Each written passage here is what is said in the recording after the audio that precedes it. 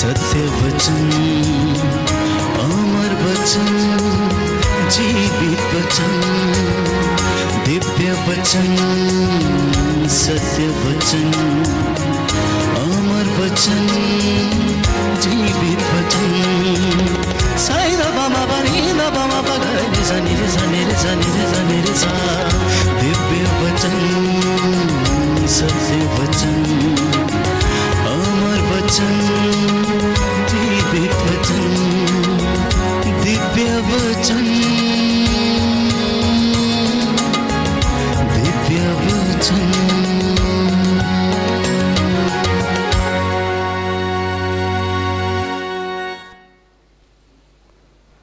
कितने लोग बाइबल पढ़ते हैं?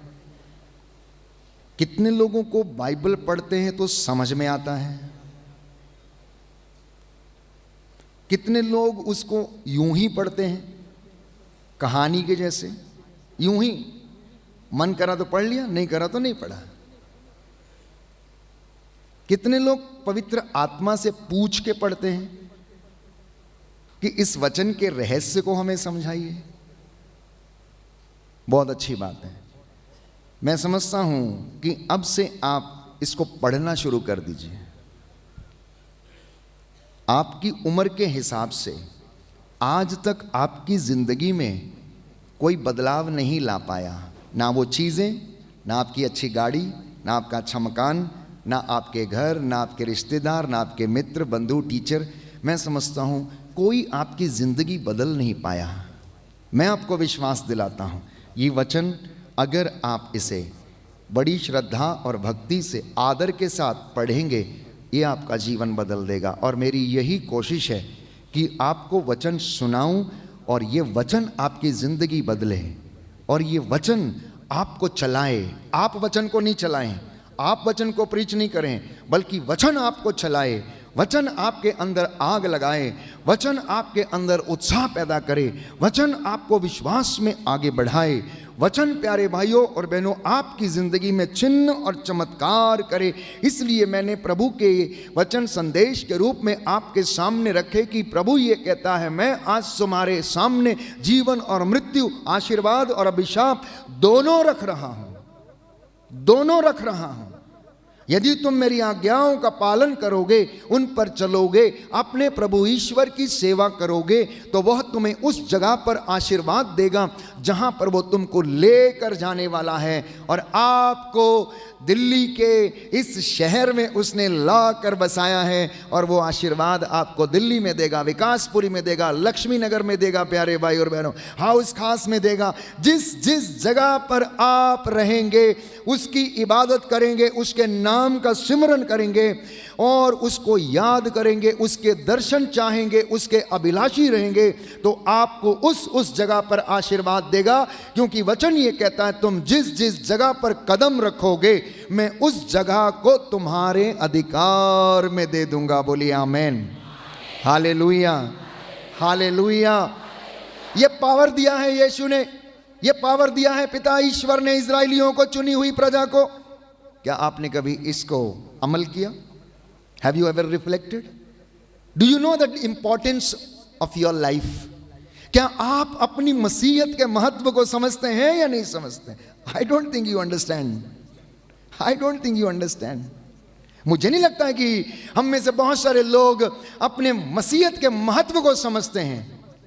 हम में से बहुत सारे लोग, मुझे प्यारे भाइयों और बहनों ये कहने में जरा भी लज्जा नहीं आती कि लोग अपनी मसीहत के विषय में सोचते ही नहीं, अपनी क्रिश्चियन लाइफ के विषय में सोचते नहीं, अपने विश्वासी गुण के विषय में सोचते नहीं। उनके लिए चलता है यूं ही जैसा सब लोग करते हैं, हम भी करेंगे, क्या फर्क पड़ता है, no problem, God is there, वो हमें माफ कर देगा, वो हमें ऐसा कर देगा, हम पाप स्वीकार कर लेंगे, जाके हम माफी मांग लेंगे। नहीं प्यारे भाइयों और बहनों, कहता है जिसे ज्यादा दिया गया है उससे ज्यादा का हिसाब मांगा जाएगा, और आपको ज्यादा दिया गया है। आप वो लोग हैं, बुलाए गए लोग हैं, कलीसिया बुलाई गई है, कलीसिया पवित्र की गई है, कलीसिया प्रभु के पद चिन्हों पर चलने के लिए बुलाई गई है। इसलिए संत पौलुस कहता है रोमियो को लिखते हुए कि आप ईसा मसीह का मनोभाव धारण कर लीजिए। बोलिए आमेन, हालेलुया, यीशु की स्तुति हो।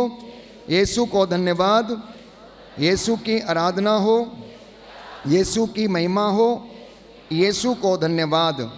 हालेलुया। लिखा है रोमियो के पत्र अध्याय 13 पद संख्या 14 में, आप लोग प्रभु ईसा मसीह को धारण करें और शरीर की वासनाएं तृप्त करने का विचार छोड़ दें। Book of Romans chapter 13 verse 14। आप लोग ईसा मसीह को धारण करना। ईसा मसीह को धारण करने का मतलब है उसकी शिक्षा पर चलना। उसने कहा उठो तो उठना, उसने कहा बैठो तो बैठना, उसने कहा वासना को तृप्त करने का विचार छोड़ दो तो विचार छोड़ना। ये भक्ति है, ये श्रद्धा है, ये आज्ञा पालन है प्यारे भाइयों और बहनों। उसने कहा मेरे पीछे चले आओ तो चले आओ, पीछे मुड़ के देखना नहीं। उसने कहा जो पीछे मुड़ कर देखता मेरे काबिल नहीं, मेरे लायक नहीं है। अपना क्रूस उठाकर मेरे पीछे चलना, दैट इज द मीनिंग कि उसके मनोभावों को धारण करना प्यारे भाइयों और बहनों। इसलिए दिन में हमने आपके साथ कुछ वचन साझा किए विश्वास के ऊपर। अशांति जिंदगी में क्यों है, विपत्ति जिंदगी में क्यों है, दुख जिंदगी में क्यों है, बीमारी जिंदगी में क्यों है, हम अपने जीवन में सफल क्यों नहीं हो पाते हैं, हम क्या सच्चे मसीह हैं या नहीं, अगर हैं तो हमारी जिंदगी में बदलाव है या नहीं। हालेलुया। यीशु की स्तुति हो, यीशु को धन्यवाद, यीशु की आराधना हो, यीशु की महिमा हो, यीशु को धन्यवाद। Hallelujah, hallelujah, hallelujah. तो हमारी जिंदगी में आखिर इतना दुख, परेशानी, चिंता, कष्ट क्यों है? बाइबल इसके विषय में यह कहती है कि हमारी परीक्षा ली जा रही है, हमारी परीक्षा ली जा रही है, हमारे विश्वास की परीक्षा ली जा रही है, हमारे मनोभावों को जानने का प्रयास किया जा रहा है। कौन जानना चाहता है? परमेश्वर जानना चाहता है, परमेश्वर जानना चाहता है। अगर आप याकूब का पत्र खोलेंगे तो वहाँ अध्याय 1 पद संख्या 3 में हम पढ़ते हैं कि हमारे विश्वास का जो परीक्षण है वो हम में धैर्य उत्पन्न करता है। खोलिए जिनके पास बाइबल है, जिनके पास बाइबल है खोलिए, हम इस वचन को पढ़ेंगे ताकि इस वचन के द्वारा मेरे और आपकी ज़िंदगी में प्रभु आशीर्वाद प्रदान करे। सुनिए ध्यान से। याकूब का पत्र अध्याय 1 पद संख्या 3 और उससे आगे। आप जानते हैं कि आपके विश्वास का इस प्रकार का परीक्षण धैर्य उत्पन्न करता है। आपके विश्वास का परीक्षण धैर्य उत्पन्न करता है। धैर्य को परिपूर्णता तक पहुंचने दीजिए, जिससे आप लोग स्वयं पूर्ण तथा अनिद्य बन जाएं और आप में किसी बात की कमी ना हो, और आप में किसी बात की कमी ना हो। यही कारण था, विधि विवरण ग्रंथ में हम चलते हैं प्यारे भाई और बहनों, अध्याय 8 में मैंने आपको कई बार पढ़कर सुनाया कि वो 13 दिन की यात्रा परमेश्वर ने इजराइलियों को 40 साल तक मरुभूमि में घुमाता रहा, उनके धैर्य की परीक्षा लेता रहा। सुनिए ध्यान से, आगे हम पढ़ेंगे विधि विवरण ग्रंथ अध्याय 8 पद संख्या 4-2 से हम पढ़ेंगे। सुंदर वचन है। प्रभु हमें बताना चाहता है कि वो हमारी जिंदगी में आशीषों और बरकतों को लेट क्यों करता है, वरदानों को हमसे वंचित क्यों रखता है, हमारी जिंदगी में उसके वचन जल्दी पूरे क्यों नहीं होते, प्रार्थना क्यों नहीं सुनी जाती, वो क्यों हमारी जिंदगी में देर करता है। 2 वचन मैंने पढ़े और दोनों को हम जोड़ के पढ़ के देखेंगे कि प्रभु उसके द्वारा आज मेरे और आपके लिए क्या संदेश देना चाहता है। Book of Deuteronomy chapter 8 verse 2 onwards. 1 से ही पढ़ते हैं, चलिए। अध्याय 8 पद संख्या 1। मैं आज तुम्हें जो आदेश सुना रहा हूं उन सब का सावधानी से पालन करो, जिससे कि तुम जीवित रहो, तुम्हारी संख्या बढ़ती जाए और तुम उस देश में प्रवेश कर उसे अपने अधिकार में कर लो, जिसे प्रभु ने शपथ पूर्वक तुम्हारे पूर्वजों को देने की प्रतिज्ञा की है। मरुभूमि में इन 40 वर्षों की वह यात्रा याद रखो। मरुभूमि में 40 वर्षों की वो यात्रा याद रखो, जिसके लिए तुम्हारे प्रभु ईश्वर ने तुम लोगों को बाध्य किया था। उसने तुम्हें दीनहीन बनाने के लिए ऐसा किया। क्यों उसने ऐसा किया? क्यों ऐसा किया उसने? दीनहीन बनाने के लिए। अब किसी के जीवन में आशीर्वाद यदि लेट आता है या सक्सेस यदि लेट आती है, तो आप जान लीजिए कि प्रभु चाहता है कि आप विनम्र बने। प्रभु चाहता है आप अपनी जिद छोड़ें। प्रभु चाहता है आप क्रोध करना छोड़ें। प्रभु चाहता है कि आप अपने भाई को माफ करें। प्रभु चाहता है कि आप अपनी बहन से प्रेम करें, तब वो आशीर्वाद तुम्हें देता है। अन्यथा तब तक वो इंतजार करता रहता है। और वचन स्पष्ट करता है, 40 वर्षों की उस यात्रा को याद करो, उन 40 वर्षों को याद करो मरुभूमि में जब तुम घूम रहे थे। मैं तुम्हारे धैर्य का परीक्षण कर रहा था और मैंने तुम्हें बाध्य किया इसलिए ताकि तुम दीनहीन बन जाओ। क्योंकि मिस्र से निकलते समय इजराइलियों का जो अक्खड़पन था, इजराइलियों के अंदर जो तंत्र मंत्र, जादू टोना और अनेक प्रकार के बुरी विचारधारा थी, परमेश्वर उसे छुड़ाना चाहता था, उसे भुलाना चाहता था कि ये उस बातों को भूलें। वहाँ के कल्चर, वहाँ की बातों को, मिस्र की गुलामी में रहते रहते इनके ऊपर बहुत सारी ऐसी गंदगी छा गई थी जो परमेश्वर को पसंद नहीं थी। अब परमेश्वर चाहता था कि मेरी चुनी हुई प्रजा क्या बने? विनम्र बने, दीनहीन बने। आगे लिखा है, सुनिए ध्यान से, सुंदर वचन है। तुम्हारी परीक्षा लेने के लिए उसने ऐसा किया, तुम्हारे मनोभाव का पता लगाने के लिए और इस प्रकार यह जानने के लिए कि तुम उसकी आज्ञाओं का पालन करते हो या नहीं।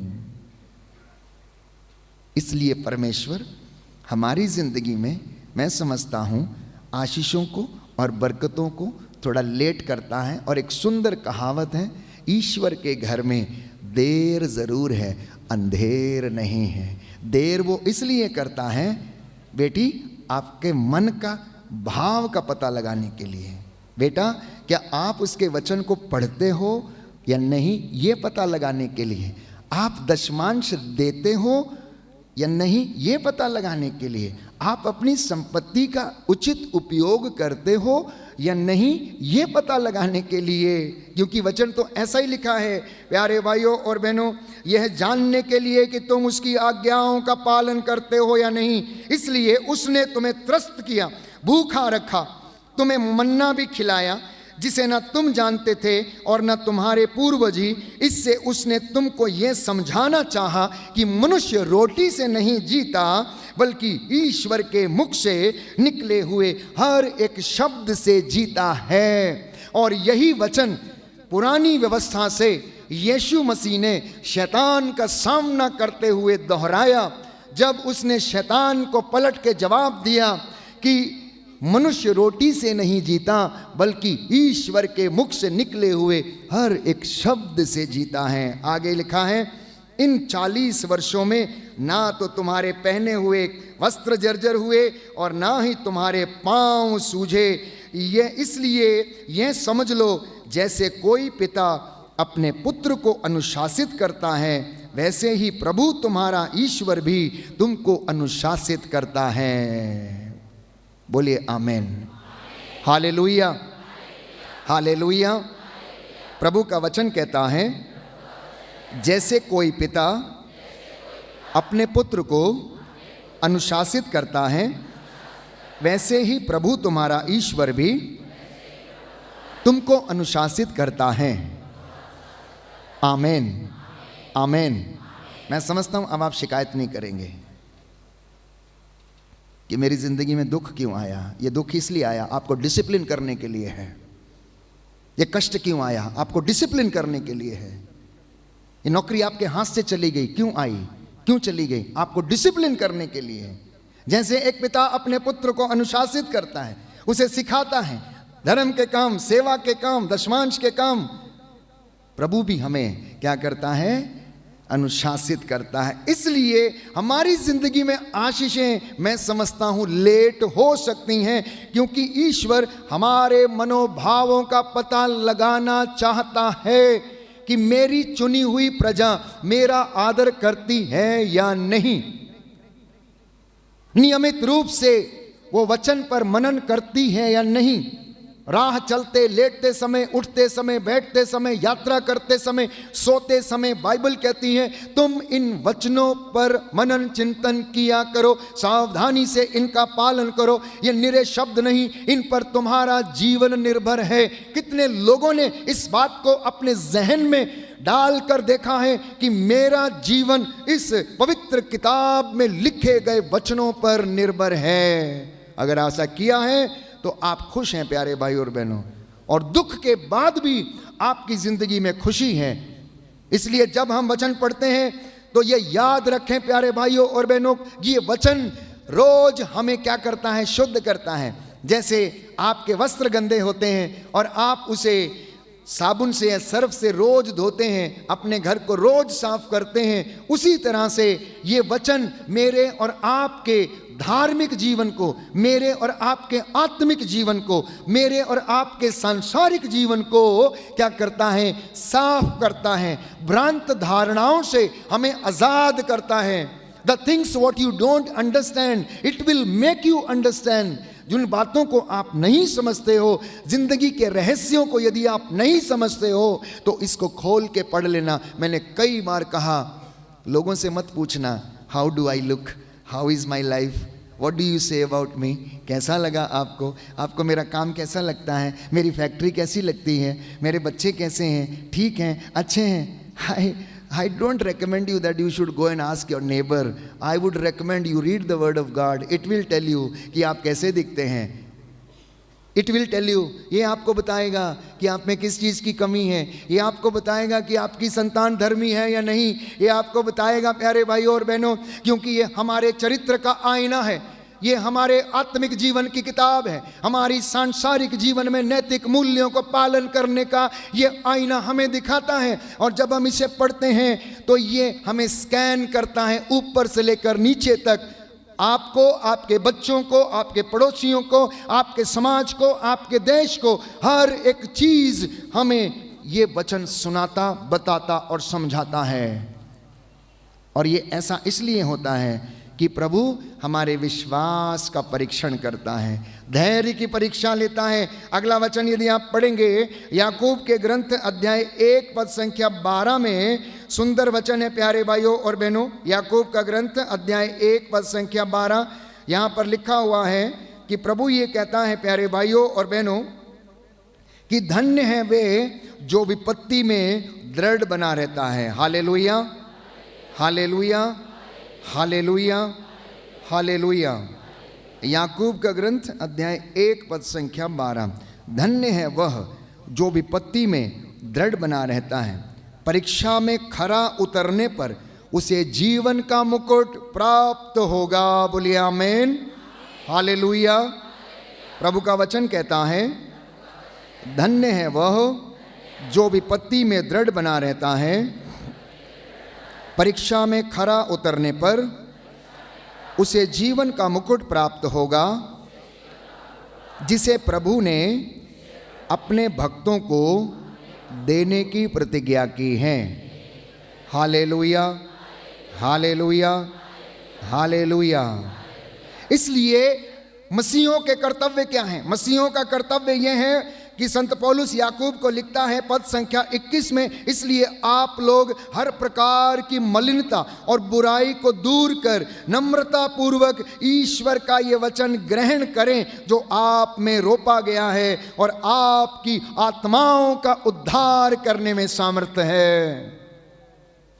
इसलिए आप लोग अपनी आत्मा में इस वचन को ग्रहण करें जो आपके अंदर रोपा गया है, और वो आत्मा प्यारे भाइयों और बहनों आपको बदलने का और उद्धार करने का सामर्थ्य रखता है। मेरे पीछे दाहिना हाथ उठाकर वचन दोहराएंगे, हालेलुया। याकूब का पत्र अध्याय 1 पद संख्या 21, इसलिए आप लोग हर प्रकार की मलिनता और बुराई को दूर कर नम्रता पूर्वक ईश्वर का वह वचन ग्रहण करें जो आप में रोपा गया है और आपकी आत्माओं का उद्धार करने में समर्थ है। आमेन, आमेन। क्या आप वचन को ग्रहण करेंगे? करेंगे या नहीं करेंगे? बोलिए हाँ या ना, चुप बैठना नहीं। जो मुंह नहीं खोलेगा 100% श्योर है कि वो वचन ग्रहण नहीं करता।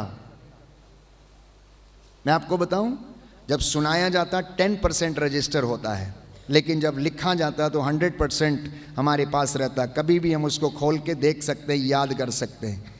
इसलिए हम बार बार आपको वचन दोहराते हैं ताकि आपकी कंप्यूटर मानसिक जो है ना, कंप्यूटर इसमें रजिस्टर हो जाए और आपको याद कर हो जाए, ताकि आपको सपने में भी जब सोते समय में आप बड़बड़ाने लगें कि आत्मा मेरा उद्धार कर सकता है, आत्मा मेरा उद्धार कर सकता है, आत्मा मेरा उद्धार कर सकता, मेरे परिवार का उद्धार कर सकता। इसलिए मैं आपको ये वचन सिखाना चाहता हूँ, याद दिलाना चाहता हूँ, क्योंकि संत पौलुस कहता है जो आप लोगों को सुनाया जा रहा है इस वचन को आप ग्रहण करें, क्योंकि आपकी आत्माओं का उद्धार करने में ये समर्थ है।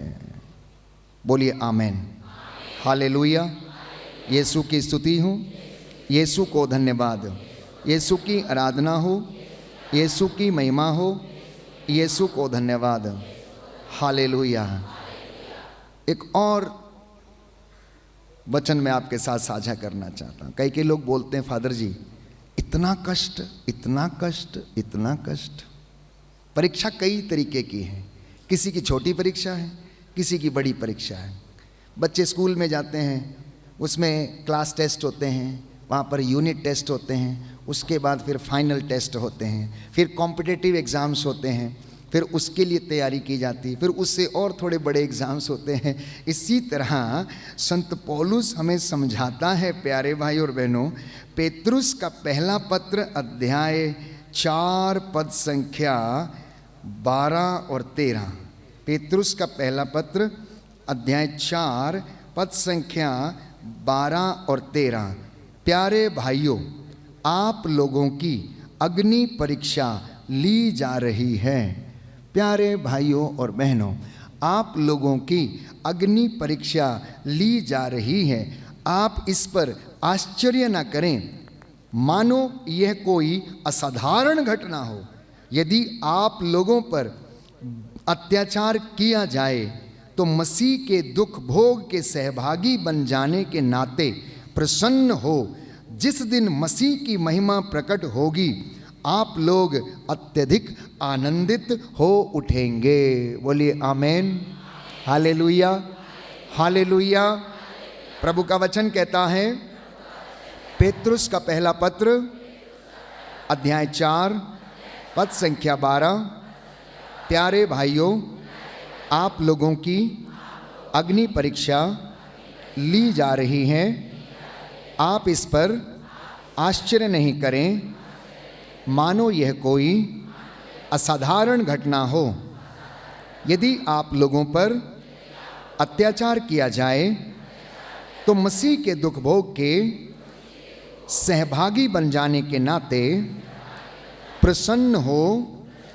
जिस दिन मसीह की महिमा प्रकट होगी आप लोग अत्यधिक आनंदित हो उठेंगे।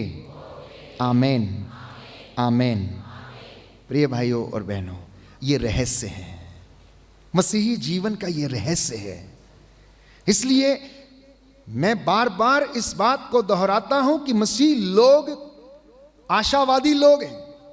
Christians are the people of hope. उन्हें हमेशा आगे बढ़ते रहना चाहिए, क्योंकि हमें बताया गया कि हमारे लिए जीवन का मुकुट रखा गया है, और जो उसके लायक पाए जाएंगे उसमें प्यारे भाइयों और बहनों उन्हें जीवन का मुकुट प्राप्त होगा। और इतना नहीं, प्रभु ये कहता है, संत पौलुस लिखता है कि अगर हमारे ऊपर अत्याचार किया जाए, हमें सताया जाए, तो मसीह के नाम के कारण हम उस दुख भोग को सहन कर लें, ताकि अंत में हम आनंदित हो उठेंगे और आप फिर कभी निराश नहीं होंगे। मैंने देखा काउंसलिंग के दौरान, और जो लोग मुझसे मिलने के लिए आते हैं उनकी ज़िंदगी में बड़ी निराशा है, बड़ा दुख है प्यारे भाइयों और बहनों। लेकिन प्रभु ये कहता है, तुम मुझे दोष क्यों देते हो? तुम में से बहुत सारे लोग अपने कुकर्मों के कारण बीमार पड़ गए थे। मैंने बीमार नहीं किया, मैंने तुम्हारे साथ ऐसा कुछ भी नहीं किया। मैंने तो तुम्हें बचाना चाहा, मैं तो तुम्हें बुलाता रहा, लेकिन तुमने मेरी बात नहीं सुनी। मैं तुझे पुकारता रहा, लेकिन तुमने मेरी बात नहीं मानी। मैंने जितना तुम्हें अपने पास बुलाया, उतना ही तुम मुझसे दूर जाते रहे। मैंने तुम्हें जितना अपने पास बुलाया, तुम उतना ही मुझसे दूर जाते रहे। हालेलुया, यीशु की स्तुति हो, यीशु को धन्यवाद, यीशु की आराधना हो, यीशु की महिमा हो, यीशु को धन्यवाद। हालेलुया। आइए प्रभु यीशु मेरे जीवन में, मेरे परिवार में आशीष प्रदान कीजिए। Hallelujah, hallelujah. तो प्रभु कहता है तुम्हारे दुखों का कारण जो है वो तुम्हारी अपनी कमजोरियां हैं, अपने कुकर्म हैं। यहां पर लिखा हुआ है होशिया नबी के ग्रंथ अध्याय 14 पद संख्या 2 में, इज़राइल अपने प्रभु ईश्वर के पास लौट आओ, क्योंकि तुम अपने पापों के कारण गिर गए हो। ये इज़राइल कौन है? मैंने कहा मैं और आप नया इज़राइल हैं। तो ये वचन मुझसे और आपसे बातें कर रहा है। ये वचन मुझसे और आपसे बातें कर रहा है, ये कहते हुए कि तुम अपने प्रभु ईश्वर के पास लौट आओ, क्योंकि तुम अपने पापों के कारण गिर गए हो। प्रार्थना का चढ़ावा लेकर प्रभु के पास आओ और उससे यह कहो, हमारा अपराध मिटा दे और हमारा सद्भाव ग्रहण कर। हमारा अपराध मिटा दे और हमारा सद्भाव ग्रहण कर। और प्रभु ये कहता है अगले वचन में पद संख्या 5 में, मैं उनके विश्वासघात का घाव भर दूंगा, मैं सारे हृदय से उनको प्यार करूंगा, क्योंकि मेरा क्रोध उन पर से दूर हो गया है। मेरा क्रोध उन पर से दूर हो गया है। कैसे ये क्रोध दूर होगा? प्रभु कहता है तुम मेरे पास लौट कर चले आओ। तुम्हारे पापों ने तुम्हें मुझसे दूर कर दिया है।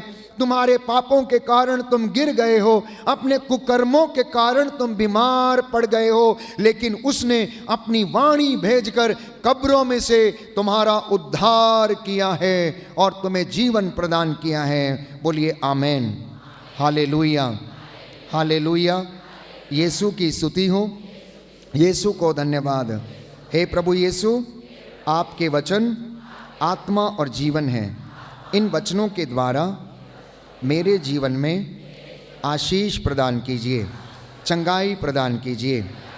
Hallelujah, hallelujah.